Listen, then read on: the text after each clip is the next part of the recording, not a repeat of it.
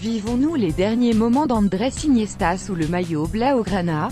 La réponse à cette question semblait avoir été tranchée en octobre dernier, quand le Barça annonçait la prolongation, à vie, de son capitaine. Mais en réalité, le Barça et Iniesta avaient surtout passé un pacte, celui de faire le point à chaque fin de saison, sans pression, ni obligation. C'est ce qu'a confirmé ce mercredi soir, dont Andrés, après avoir effectué son retour de blessure et disputé 55 minutes face à Chelsea. Double. Il y a deux options, continuer ou m'en aller, mon avenir. C'est une décision que je communiquerai d'abord au club, puis à vous, les médias. J'ai jusqu'au 30 avril pour prendre une décision, a-t-il confié en zone mixte.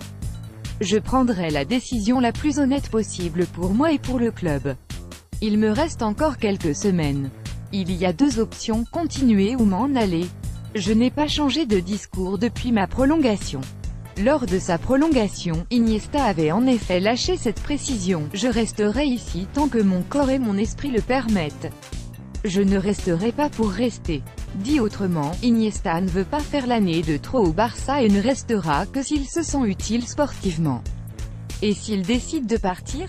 Iniesta, en un momento del Barcelona Chelsea Getty Images. La Chine lui fait les yeux doux. Xavi Hernandez avait opté pour le Qatar, Andrés Iniesta est lui courtisé en Chine.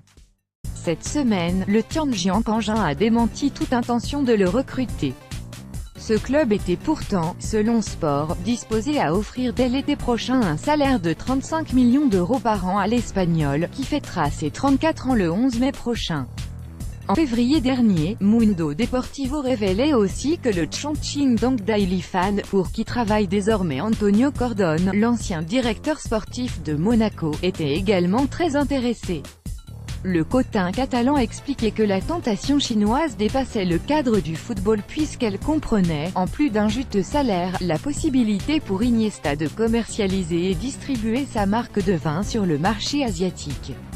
Interrogé sur ce possible départ en conférence de presse, Ernesto Valverde a préféré ne pas trop s'avancer, chacun a ses raisons et il décidera ce qui est le mieux pour lui. Mais pour le moment, il est avec nous et je n'envisage pas autre chose que le présent, à savoir bien finir cette saison. N'anticipons pas, parfois, on s'avance plus que nécessaire. Et le coach catalan de résumer sa pensée, je n'imagine pas un Barça sans Andrés parce que, pour le moment, nous prenons du plaisir à le voir ici, pas mieux.